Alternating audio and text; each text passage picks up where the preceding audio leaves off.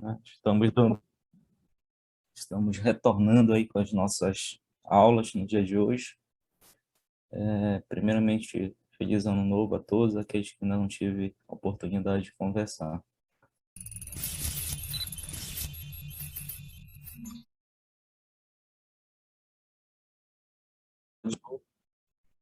É sobre dois temas que, apesar de não tão comum na prática do cardiologista, via ambulatorial, mas é bastante comum na nossa emergência, né? No SAT, aí, volta e meia, a gente está se deparando com esse paciente.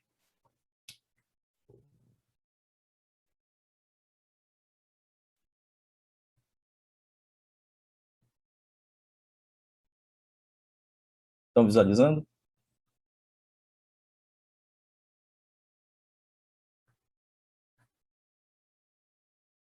Oi? Alguém aí? Sim, Em tela cheia e não, só na mesma tela que estava. Não está a tela cheia aqui agora? Para mim, não, pelo menos.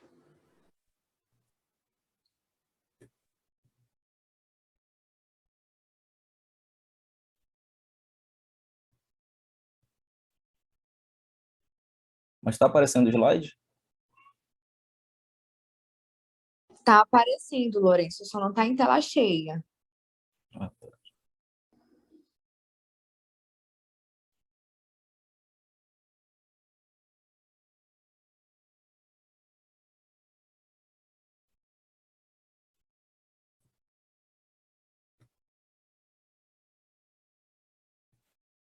E agora?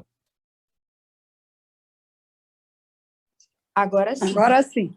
Ah, ok. Desculpe aí, pessoal, nunca tive esse problema, mas acontece.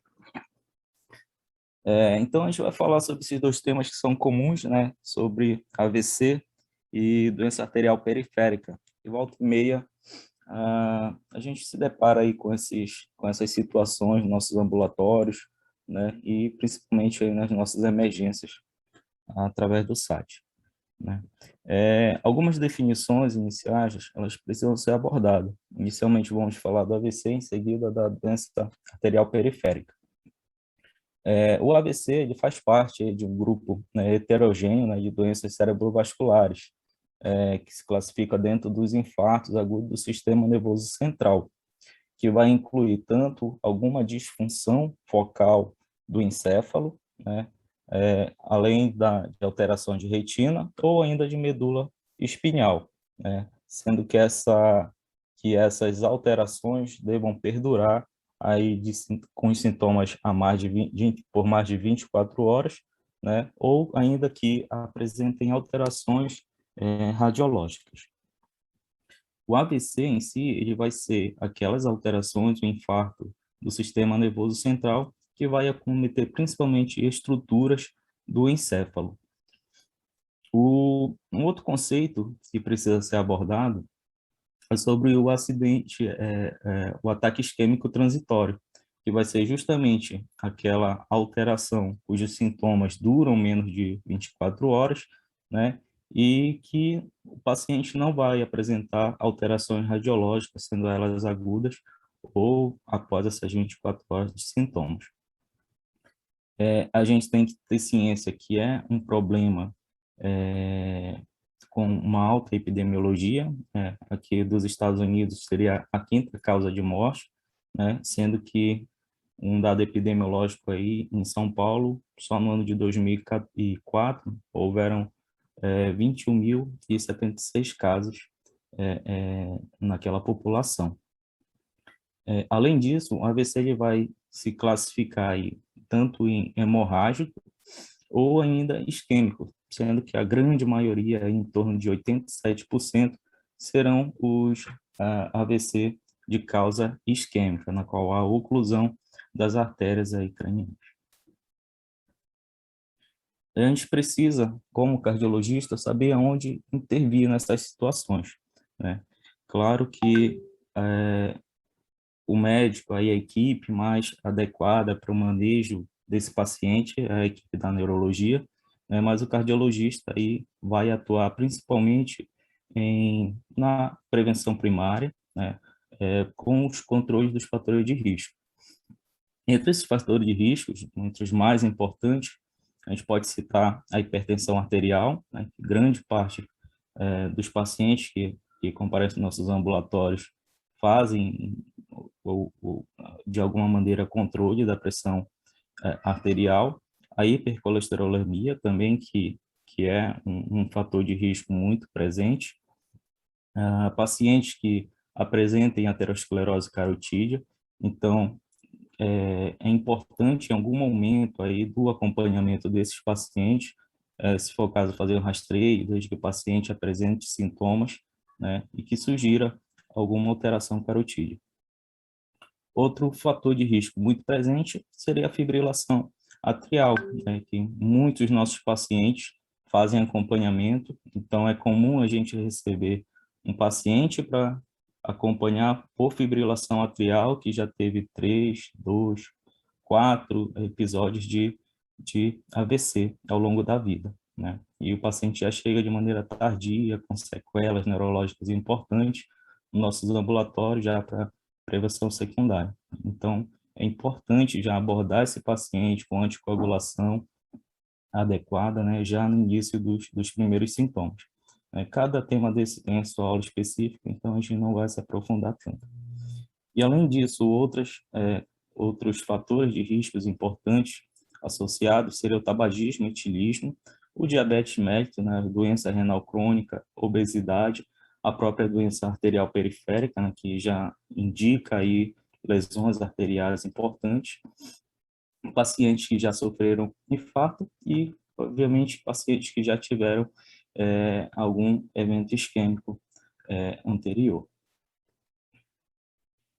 Outro ponto de abordagem seria o paciente no serviço de emergência, né?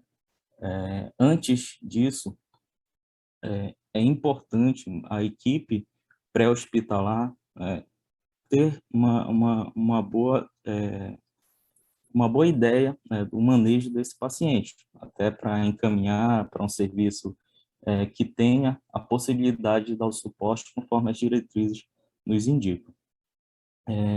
Esse paciente ele tem que ser tratado como um paciente de altíssimo risco, né, obedecendo aí a sequência do ABCDE, receber uma via aérea definitiva, se for necessário, avaliar padrão respiratório, né, a circulação, principalmente com controle pressórico. Então, tudo isso faz parte do atendimento adequado do paciente com AVC agudo. A triagem, quando suspeitar, né, de um paciente com AVC, a diretriz da American Heart Association, ela sugere a escala de Cincinnati, né, que é justamente de maneira rápida aí a gente consegue identificar alterações com uma alta sensibilidade aí para predizer se o paciente está ou não com um quadro de AVC agudo, né? Então a gente pede ali para o paciente sorrir, a gente vai ver o desvio da rima labial, o paciente levantar os braços, né? Se tiver fraqueza nos membros superiores, também unilateral, a gente pode, seria um grande indicativo. E paciente com a fala embargada, ou arrastada, ou que não consegue repetir frases, né, conforme solicitado. Esse paciente, com certeza, ele é um grande candidato aí a estar um quadro de AVC agudo. É importante ainda ter ciência da hora do início dos sintomas, né? Isso é fundamental, principalmente para a instituição do tratamento. E, diante desse quadro, encaminhar o paciente para um serviço aí especializado que tenha condições de dar todo o suporte para esse paciente.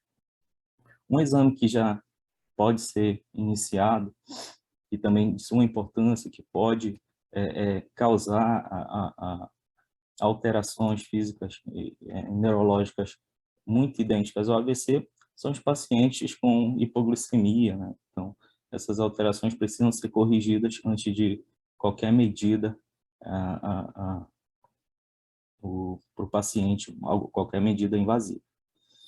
Uma outra escala que pode ser utilizada também é a escala de Los Angeles. A gente consegue visualizar aqui no canto inferior do slide, que também pode ser utilizado um pouquinho mais tenha um pouquinho mais de itens, mas que também tem a mesma funcionalidade da escala de Cincinnati. Bom, sobre as recomendações do atendimento do paciente com AVC agudo no departamento de emergência, é que exista dentro da própria instituição um protocolo organizado, né, para avaliar a emergência do paciente com suspeita de AVC. Então, é importante que toda a equipe esteja qualificada, preparada para dar seguimento nesse acompanhamento. Outra recomendação é que naqueles pacientes que têm indicação de receber o fibrinolítico, esse tempo porta-agulha seja de pelo menos 60 minutos em mais de 50% dos pacientes atendidos nessa instituição. Então, é importante que esses dados sejam revistos dentro da própria instituição para que alcance aí, esses números que são recomendados pela diretriz da American Heart Association. Além disso, outra recomendação é a designação de uma equipe de AVC aguda, né, que inclua médicos, enfermeiros e pessoal de laboratório e radiologia, aí para fazer um atendimento mais adequado e no maior número um tempo mais rápido possível aí para o suporte clínico do paciente.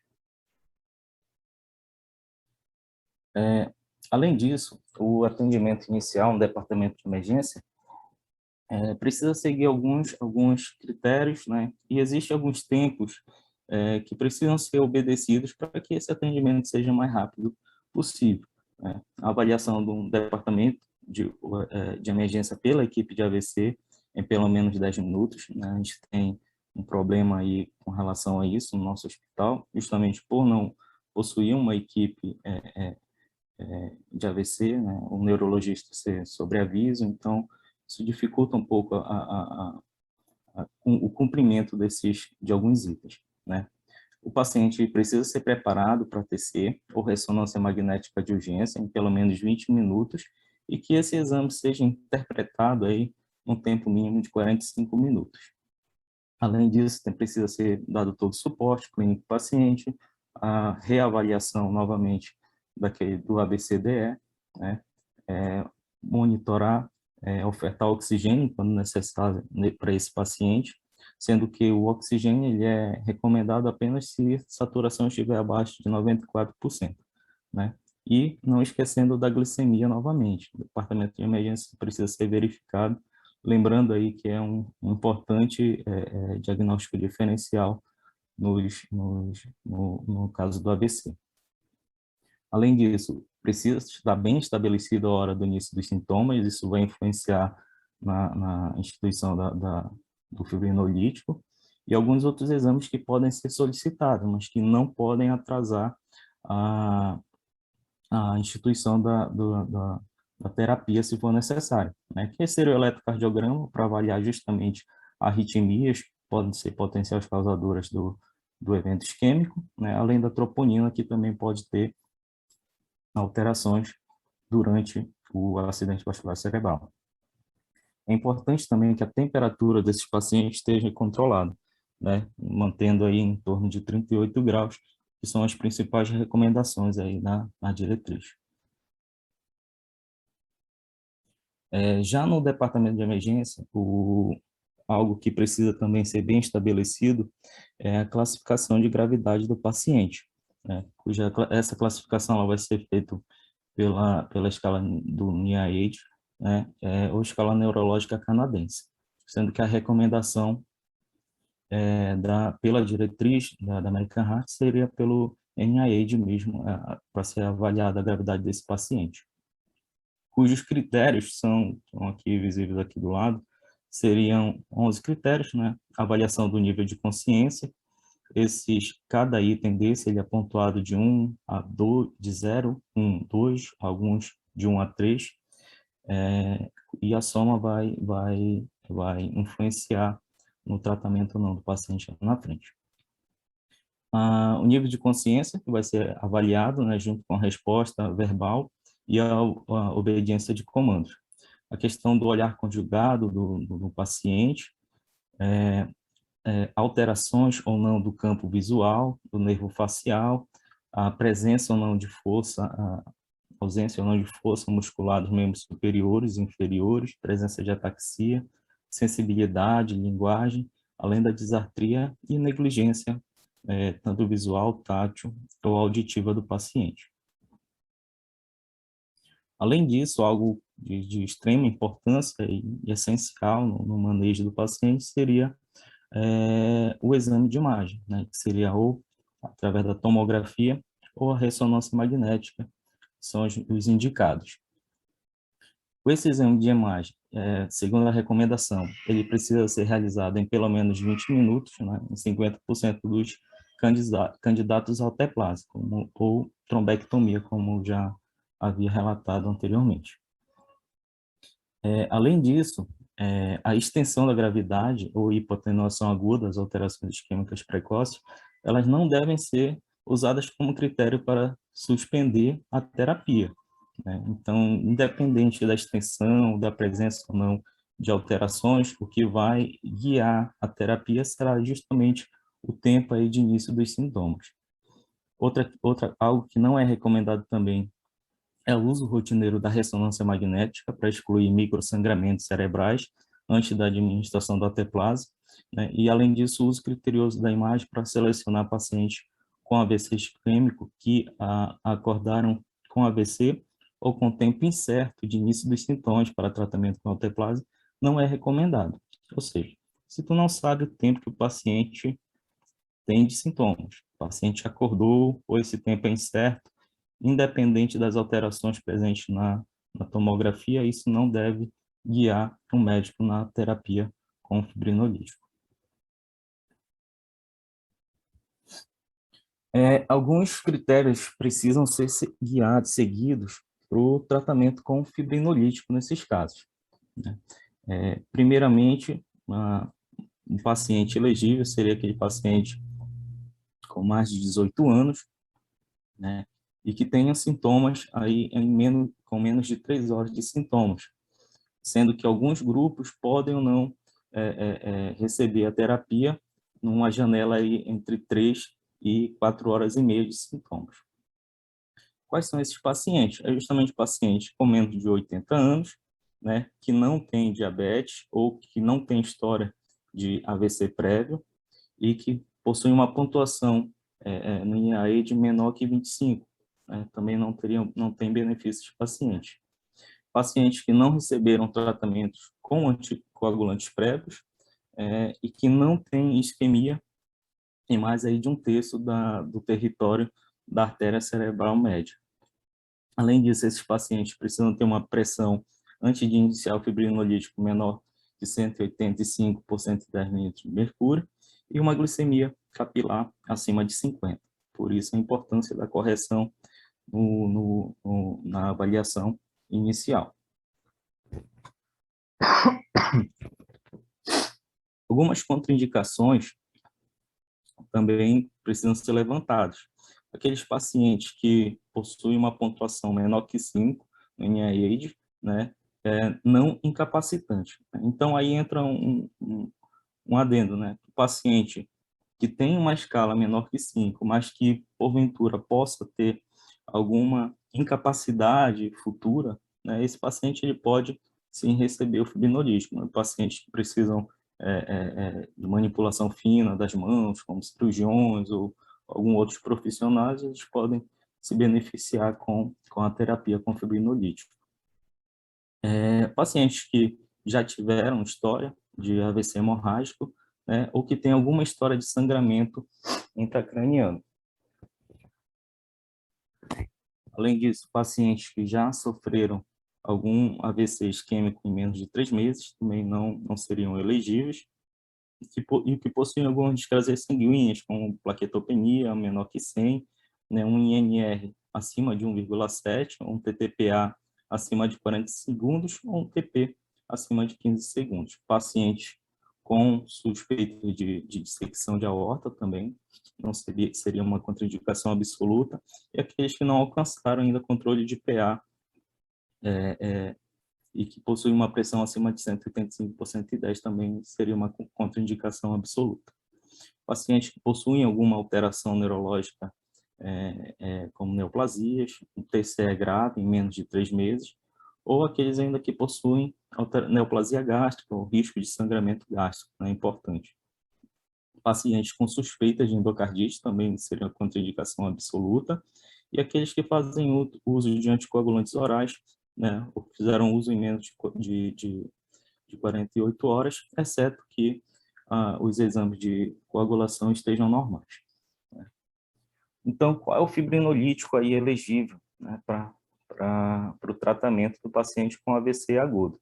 Hoje a gente só dispõe do Alteplase, que vai ser feito aí numa dose de 0,9 miligrama por quilo, né, um máximo de 90 miligramas, né, em 60 minutos, sendo que 10% do volume vai ser realizado em bolas, né, no primeiro minuto aí do atendimento. Algumas medicações, né, para controle pressórico são recomendadas na diretriz, é justamente o labetolol, a nicardipina e o nitroprusiato de sódio, né, sendo aí que mais em larga escala aí a gente acaba utilizando o nitroprusiato, que está presente em praticamente todas as emergências. Todos são um pouquinho mais difíceis de achar nas emergências aqui da nossa região. E o objetivo é manter uma PA nas primeiras 24 horas abaixo de 180 por 105 milímetros de mercúrio nas primeiras 24 horas. E o antiplaquetário, né, o antiagregante plaquetário, o AS, pode ser utilizado aí a partir das 24, 48 horas após a fibrinólise do paciente.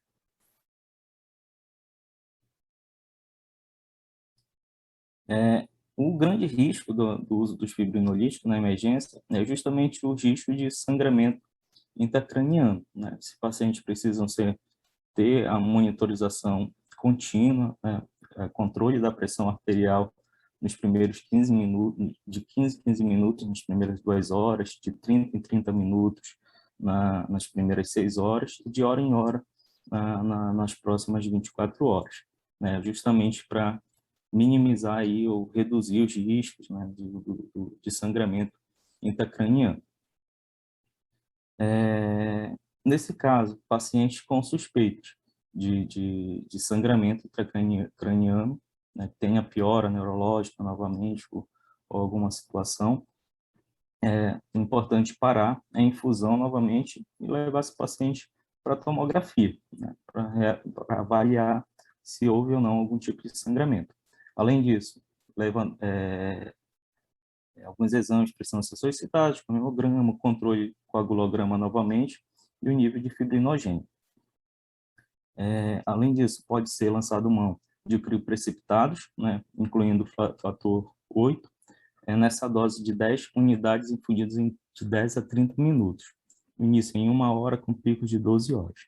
E administrar doses adicionais para nível de fibrinogênio abaixo de 200 mg por decilitro. Outra medicação utilizada é o ácido tranexâmico, uma dose de 1.000 mg em EV, né, infundido em 10 minutos. Ou ainda o ácido aminocapróico, né, de 4 a 5 gramas por 1 hora, seguido de 1 grama EV até que o sangramento seja controlado, né? E essa medicação vai ter início de pico aproximadamente 3 horas. Outras recomendações seriam justamente consulta com hematologia, neurocirurgia, se há ou não indicação aí de alguma intervenção de urgência. E, além disso, realizar todo o suporte aí necessário para o paciente.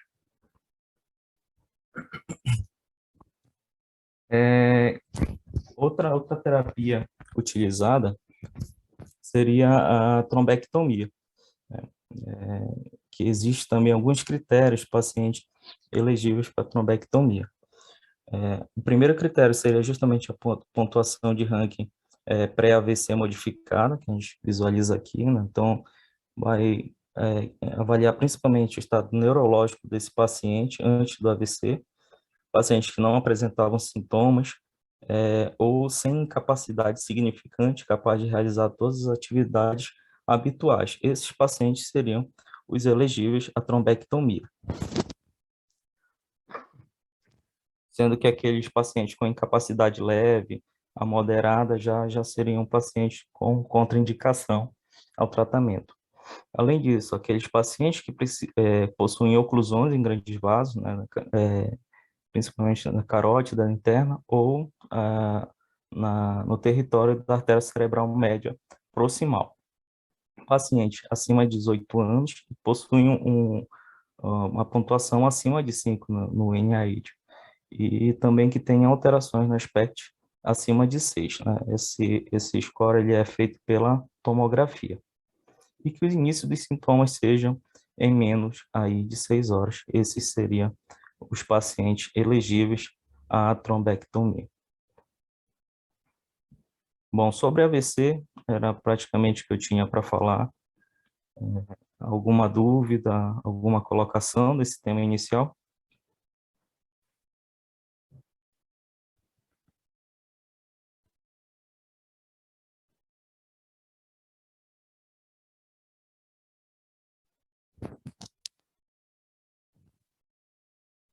Então vamos dar seguimento aí ao segundo tema. O segundo tema seriam as doenças arteriais obstrutivas periféricas, né, que também são situações clínicas comuns aí na nossa prática médica, né? A doença arterial periférica ela é caracterizada por uma redução do fluxo tecidual, né, decorrente justamente das obstruções em artérias fora do território coronariano e cerebral, né? Então, pode ser mais comum em membros inferiores, né, mas que pode acometer qualquer parte do corpo, né, desde que não seja a, a, na, no território coronariano ou cerebral. Eles vão se apresentar tanto de maneira aguda, né, aquela obstrução aguda, quanto obstruções crônicas, e que possuem um grande espectro de apresentação. Os pacientes podem ser desde assintomáticos, né, ou cursar com sintomas leves, como a própria claudicação intermitente, né, do membro isquemiado, ou ainda alguma isquemia crônica e ameaçadora, né, a viabilidade do membro, até nessas situações podem chegar. Ela é mais prevalente em idosos e negros, né, e vão cometer aí cerca de 3 a 10% da população geral. Os fatores de risco são aqueles praticamente já relatados no AVC, né, mas principalmente aqui o tabagismo está associado com essas alterações e o diabetes mellitus. Além disso, pacientes com doença renal crônica, hipertensão, né, e alto nível de colesterol aí estão associados com essas alterações. Um principal sintoma seria, de fato, a claudicação, que quando utilizado aquele membro, o paciente vai tendo uma dor progressiva, né, uma piora, até a necessidade de parar o uso do membro, né, e que melhora justamente com o repouso. Isso acontece justamente por adaptação, por alterações, né, metabólicas ali do membro isquemiado. Além disso, a doença arterial periférica ela tem uma relação direta com a mortalidade, né? Pacientes com um índice de um ITB abaixo de 0,9 tem um índice de mortalidade acima da população em geral, ou com índice normal. A isquemia aguda dos membros inferiores é aquela isquemia que acontece em menos de 2 semanas, né? A subaguda e as crônicas, que são aquelas que possuem isquemia, né, ou oclusão acima de 30 dias. As principais causas, como a gente já citou, aqui no caso da isquemia aguda, seria a doença arteriosclerótica, né, com presença de trombo na própria artéria, formação trombótica na própria artéria. Além disso, outras causas seriam as embolias, quando ocorrem 70 a 96% das vezes, os êmbolos vêm justamente do coração, né? Além disso, traumatismos estão associados a aneurismas periféricos, né, e oclusão de enxertos em pacientes que já fizeram algum tipo de procedimento no membro. Outra causa seria a trombose arterial por placas ateroscleróticas, né, colaterais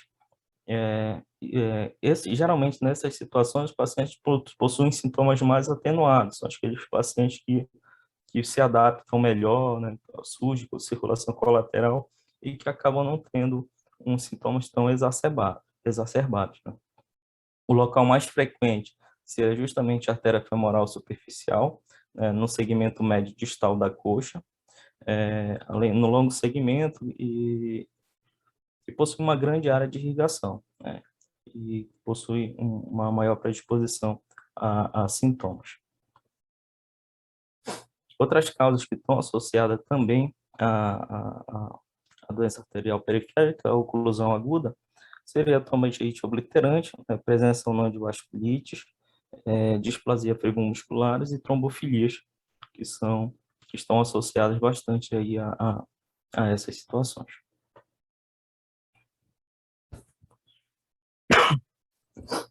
Bom, quando a gente deve suspeitar, né? Então, deve ser guiado aí justamente, observado aí os 5 P's, né, dos sintomas, que seriam a dor, né, a questão do pulso, né, a ausência do pulso periférico sugere a doença arterial periférica, palidez do membro e presença de parestesias e paralisias. O pulso ele vai geralmente indicar a localização da oclusão. Então, sendo distal ali, o último pulso palpável, né, já vai indicar o local da oclusão. E pode ser verificado justamente com Doppler portátil, né, que também vai não indicar ou não a viabilidade do membro naqueles pacientes com sintomas mais importantes. O tratamento ele se baseia na questão da anticoagulação, presença, a necessidade ou não de uso de trombolíticos, né, até na embolectomia pela equipe da cirurgia vascular, e derivação também arteriais de urgência podem ser necessárias. A gente pode classificar o estágio dessas alterações por, basicamente, aqui a classificação de Fontaine, né, que vai do estágio 1 ao 5, né, que vai avaliar a questão do membro, os sintomas, e a classificação de Rutherford também, que pode ser utilizada aí nessas situações.